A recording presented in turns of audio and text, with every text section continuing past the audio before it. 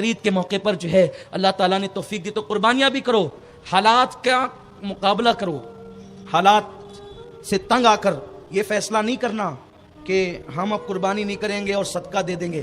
دیکھو قربانی کے دنوں میں قربانی کا مد مقابل کچھ نہیں۔ حضور علیہ السلام نے فرمایا کہ بکری پر کرو، بچڑے پر کرو، یہ سب ہے نا۔ تو اگر آج آپ کے حالات ایسے ہیں کہ آپ بچڑے پہ نہیں کر سکتے تو بچڑے ہی کی نسل، بچڑے ہی کی قسم بھینس ہے، آپ پڑوے پر کریں، بھینس پہ کریں تو اللہ اس پر بھی آپ کو وہی ثواب دے گا جو بچڑے پر کرنے کا ثواب ہے۔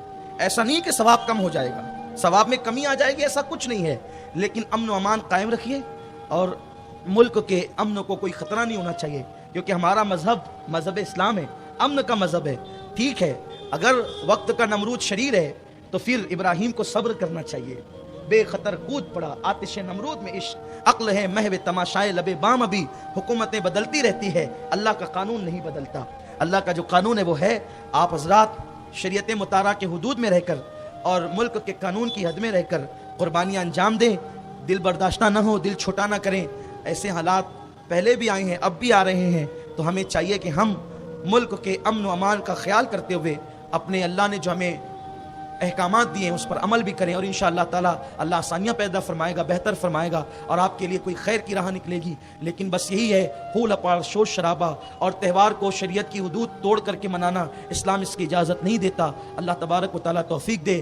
غریب بستیوں میں اگر اللہ نے آپ کو نوازا ہے تو گوشت تقسیم کریں، لیکن غریب بستیوں کے ساتھ ساتھ ایسا بھی ہوتا ہے کہ سارے مسلمانوں کی توجہ غریب بستیوں کی طرف ہو جاتی ہے، اور جو شہر کے اندر غریب بستے ہیں ان کی طرف لوگوں کی توجہ نہیں رہتی ہے، تو یہ بھی مسائل ہو جاتے ہیں۔ تو رشتہ داروں کا بھی خیال کریں، غریبوں کا بھی خیال کریں، اور یہ بات ذہن سے نکال دے کہ ہمیں قربانی نہیں کرنا ہے، ہمیں صدقہ دے دینا ہے۔ اللہ کے رسول صلی اللہ علیہ وسلم فرماتے ہیں کہ قربانی کے دنوں میں اللہ کو قربانی سے بڑھ کر کوئی عمل پسند ہی نہیں ہے۔ اس کی روشنی میں ہم یہ کہہ سکتے ہیں، بلکہ بزرگوں نے لکھا ہے، اگر قربانی کے دنوں میں انسان قربانی کی رقم سے احد پہاڑ کے برابر سونا بھی خیرات کر دے تو بھی اس کو وہ ثواب نہیں ملے گا جو ثواب قربانی پہ ملا کرتا ہے۔ اس لیے اللہ تعالیٰ نے جو قانون دیا ہے وہ ایک پھول کی طرح ہے، اور ہر گل کی خوشبو الگ الگ ہوتی ہے۔ تو حضور کی شریعت بھی جو ہے وہ مختلف عبادتوں کا گلدستہ ہے۔ جو رنگ حج میں ہے وہ زکوٰۃ میں نہیں، جو رنگ زکوٰۃ میں ہے وہ روزہ میں نہیں، جو روزہ میں ہے وہ قربانی میں نہیں، جو قربانی میں ہے وہ دوسری عبادتوں میں نہیں۔ ہر عبادت کی لذت الگ الگ ہے، جدا جدا ہے۔ اس لیے میری گزارش ہے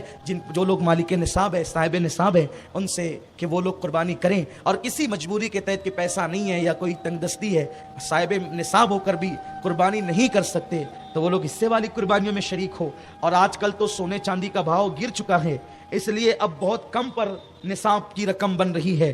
تو زکوٰۃ میں نصاب کے لیے یہ ہوتا ہے، زکوٰۃ فرض ہونے کے لیے کہ نصاب پر پورا سال گزر جائے تو تب زکوٰۃ دینی ہوتی ہے۔ لیکن قربانی کا مسئلہ یہ ہے کہ وہاں سال گزرنے کا مسئلہ نہیں ہوتا، بلکہ آج ہی آپ اگر مالک نصاب بن گئے اور یہ قربانی کے ایام ہے تب بھی آپ کو قربانی کرنی ہوتی ہے۔ اس لیے ان سارے مسائل کا خیال رکھیں، علماء حق، علماء اہل سنت سے آپ مسائل پوچھیں اور پوچھ کر کے اس پہ عمل کریں۔ اللہ تعالیٰ مجھے آپ سب کو توفیق عطا فرمائے۔ دوران گفتگو اگر کوئی غلطی ہو گئی ہو اپنے حبیب مختار کائنات صلی اللہ علیہ وآلہ وسلم کے صدقہ و طفیل اللہ معاف فرمائے۔